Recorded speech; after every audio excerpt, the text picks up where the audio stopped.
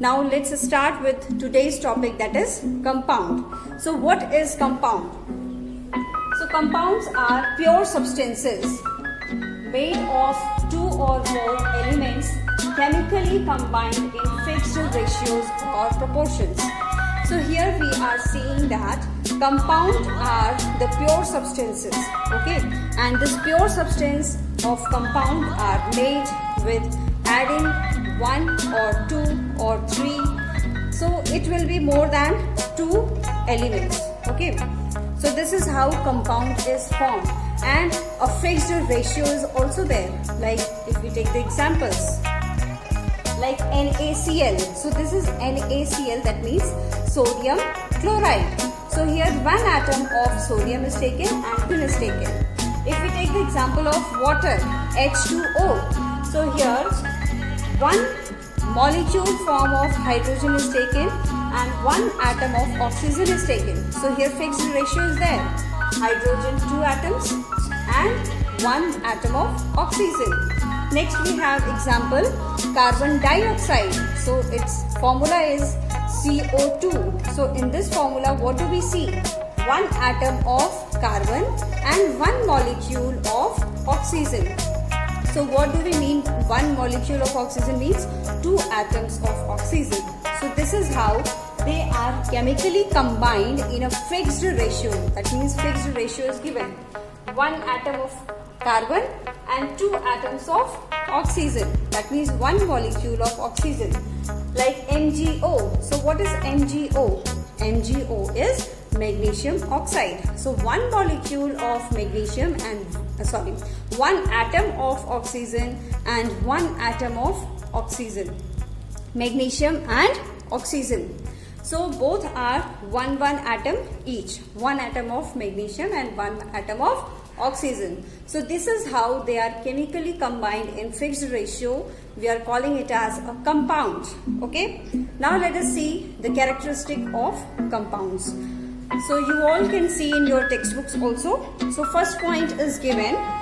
A compound cannot be separated into its constituent elements by physical methods. So what are these physical methods, like hand picking or separating funnel or magnetic separation, by which we can easily separate? So we cannot easily separate, but can be separated by chemical methods only, like electrolysis. So when do we use electrolysis? So if we have water, okay, so that water, if we want to separate it in its constituent parts, that is hydrogen and oxygen, so what do we use? We use electrolysis process, okay.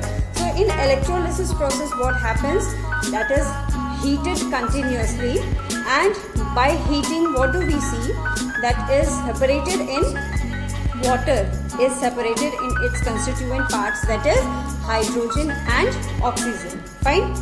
Then second point is given. The properties of compounds are entirely different from properties of its constituent elements. So when we are mixing two elements, like if we are adding hydrogen and oxygen, so they are earlier in gaseous state, okay, and when we are chemically combining those two gases, it will change in liquid form, that is water. So what do we see here? Water is in liquid form and its properties are totally different from hydrogen and oxygen, because we can see these are in gaseous state and water is in liquid state. So these are entirely different from each other. Then third point, you can see a compound is formed when constituent elements combined in fixed ratio by mass. So what do we have seen here? NaCl. So 1 atom of Na and 1 atom of Cl. Okay. So these are joined or chemically combined in fixed ratios. Okay. Now here example is given of water. Okay. If we are taking the example of water, that is 1 molecule of water. Okay. So here 2 elements are there, that is hydrogen and oxygen. So when these are chemically combined, so here the ratio by mass we are taking. Okay, so by mass their ratio comes 1:8. Okay, 1:8. Now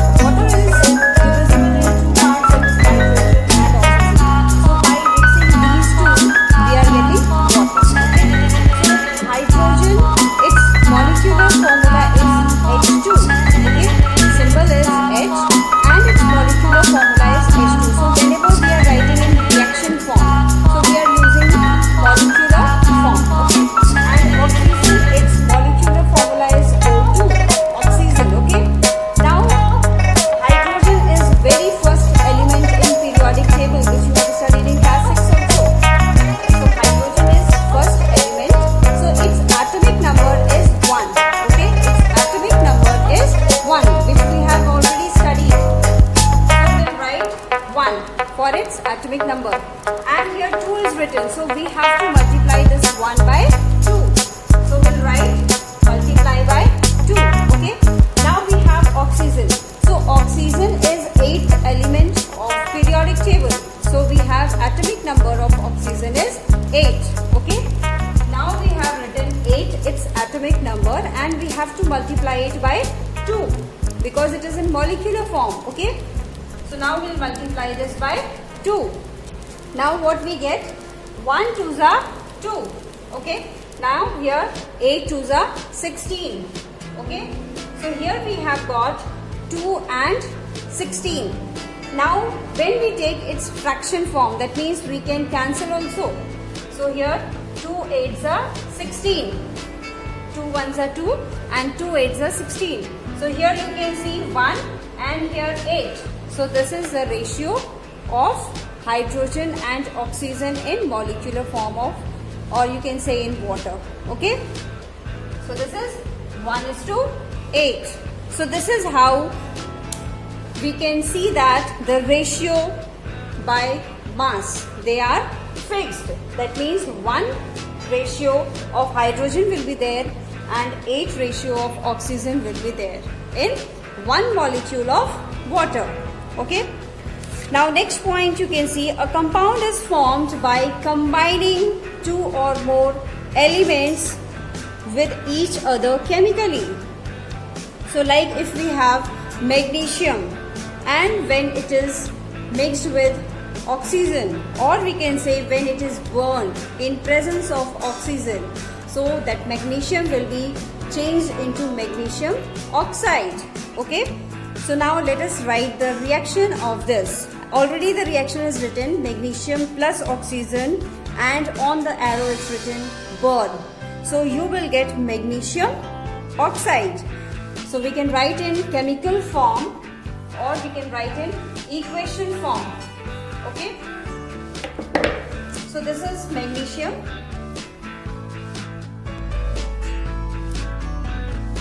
So here we can see magnesium symbol is Mg and is burnt in presence of oxygen. Okay, oxygen.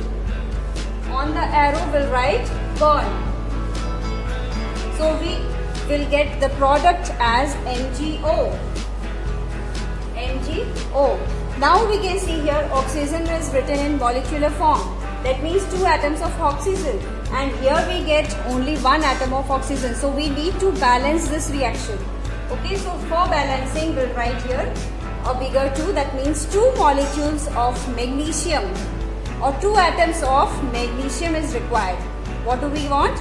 2 atoms of magnesium and 1 molecule of oxygen, and these 2 will burn, okay, in presence of oxygen. That means magnesium will burn in presence of oxygen and it will change into magnesium oxide. So now let us see, it is balanced. 2 atoms of magnesium and 2 atoms of magnesium we can see. And here oxygen is in molecule form. That means 2 atoms of oxygen. So here bigger 2 is for both the elements, magnesium as well as of oxygen. So this is how this reaction will take place. Okay, so they are chemically combined. Next point we have energy is either absorbed or released when a compound is formed.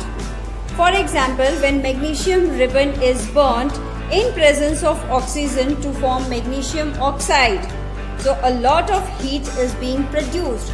Like if we are burning a paper piece, okay, so it will produce light and heat also. If we are burning a piece of wood, then also heat and light both are produced. Okay, so here what we can say, either it will absorb or release heat. So in case of magnesium or paper or wooden piece, whenever we are burning, so lot of heat is being released.